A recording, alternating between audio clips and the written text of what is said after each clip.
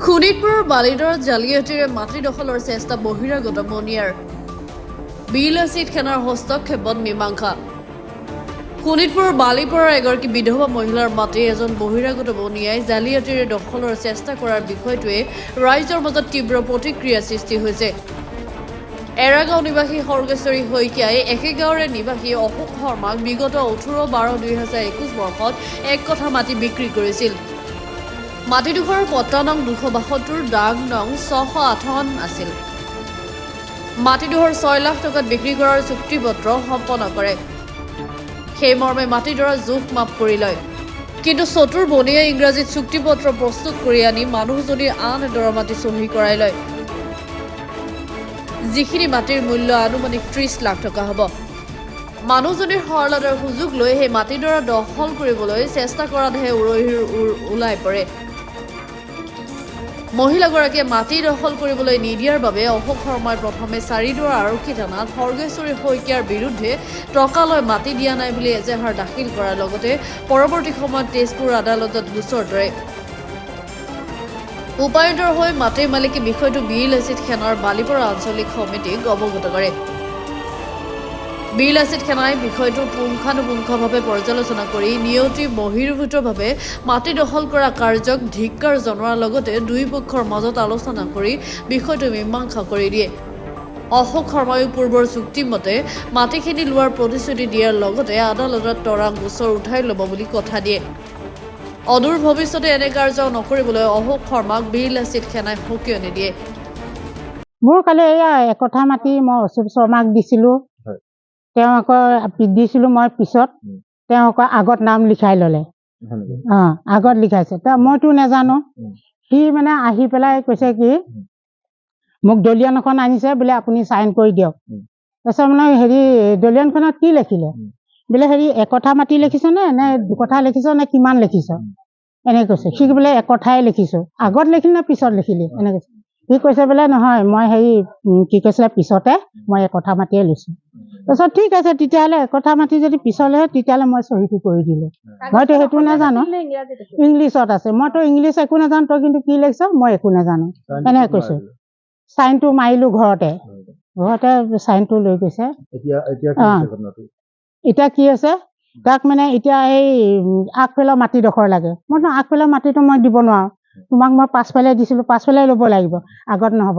সি মাটি পেলাব আহিছে, মই মানা কৰিলোঁ। মানা কৰা দেখি মোক এই চাৰিদুৱাৰ থানাত মাতি লৈ গ'ল, কেছ দিলেগৈ। তাত গ'লোঁ, ছাৰে সুধিলে শুনোতে কি হ'ল যে এনেকুৱা তেনেকুৱা কথা বোলে হেৰি মাটিটো তুমি লৈছা, মাটি বেচিছা অচুপক বোলে হেৰি দিয়া নাই, মাটি দিয়া নাই। ছাৰ মই মাটি দিছোঁ, মণ্ডল গৈ আমাৰ তাত জুখি একঠা মাটি তেওঁ জোখ মাখ কৰি ফুটি গাড়ি পেলাই দখল কৰি থৈছে। দখল কৰি থোৱাত এতিয়া সি তাক মানে আগত লাগে মাটি। মই আগত মাটি কিয় দিম, মই সেইকাৰণে দিয়া নাই এইটো বুলি ক'লোঁ। তাৰপিছত মাজত আকৌ এজন মানুহ লৈ গৈছে। সি কৈছে বোলে হেৰি কি কৈছিলে মাটি দিছে টকা লৈছে বোলে মাটি নিদিয়ে। মই বোলো আপুনি মাজত কিয় মাতিছে, আপুনিতো নাছিলে তেতিয়া। মই মাটি দিছোঁ নাই দিয়া সেইটো মইহে জানো, আপুনি মাজত নামাতিব সিমানে ক'লোঁ। কৈ পেলাই এতিয়া আহিছে ঘৰত বোলে কিয় হেৰি কি কয় মোক বোলে আগৰ মাটি লাগিব পিছৰ মাটি নহয়, মোক বোলে এইডোখৰ যদি এই ৰাস্তাটো দিয়ে যদি মোক ব্যক্তিগত ৰাস্তা লাগিব। মই ব্যক্তিগত ৰাস্তা কিয়, তইতো কিনি লোৱা নাই নহয় মাটি, মোৰ মাটি মই ৰাস্তাটো দিছোঁ তোক, আকৌ তই কিয় হেৰি তোক ব্যক্তিগত দিম, সেইটো নহ'ব নহয় এনেকৈ। তাৰপিছত সেইটো হয় সি কোৰ্টত কেছ দিলেগৈ। আহি পেলাই বোলে ঘৰ দুৱাৰটো ভাঙি দিম পুলিচ আনি, এইষাৰ কথা কৈছে। পুলিচ আনি মই যা তেতিয়া পুলিচ লৈ ঘৰ দুৱাৰ ভাং, মইতো একো যোগা নাই, তোক একঠা মাটি লাগে মই দি দিছোঁ আৰু তই মই নিদিয়াকৈ থকা নাই। তাৰপিছত গৈ পেলাই সেই কোৰ্টত কেছ দিলেগৈ। যা উপায় নাই দে বুলি কৈছোঁ। সেইটোৱে কথা। মোৰ নাম শ্ৰী সৰ্গেশ্বৰী শইকীয়া, অশোক শৰ্মাক। এইখিনি মহালি বস্তি।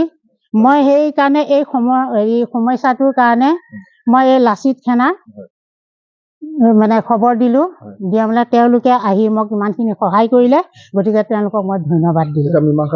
মীমাংসা হৈছে। তেওঁ কৈছে এতিয়া বাৰু কেছটো উঠাই ল'ম বুলি, য'ত লৈছিলোঁ মই মাটি বোলে তাতে ল'ম এইটো বোলে কৈছে।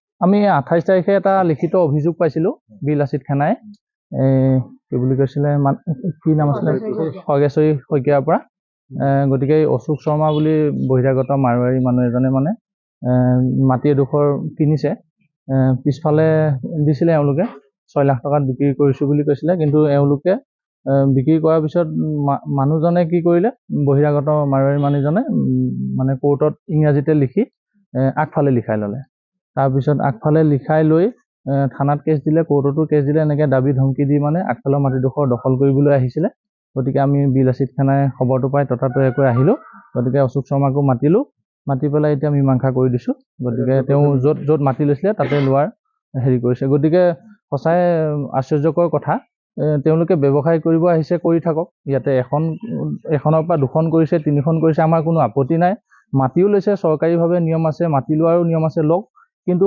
অন্যায়ভাৱে ল'ব সেইটোতো আমি সহ্য নকৰিম নহয় বিলাসিত খানাই গতিকে আমি তেওঁক সকীয়াই দিছোঁ আৰু তেনেকুৱা ভৱিষ্যতে তেওঁ তেনেকুৱা কাম নকৰে আৰু কেছটো তেওঁলোকে এতিয়া উঠাই ল'ম বুলি কৈছে মীমাংসা কৰিছে আমিও থাকিম থানাত গৈ তেওঁলোকে উঠাব কেছটো আৰু কি বুলি কৈছিলে আমি সৰ্বসাধাৰণক আপোনালোকৰ মাধ্যমেৰে অনুৰোধ জনাইছোঁ গতিকে এনেকুৱা ঘটনা কিছুমান যদি হৈ থাকে আমাক বিলাসিত খানাক খবৰ দিয়ক গতিকে আমি সমাধান কৰিবলৈ আমি চেষ্টা কৰিম বালিপাৰাৰ পৰা দিলীপ চৰকাৰ ৰিপৰ্ট গ্লোবেল NE 24/7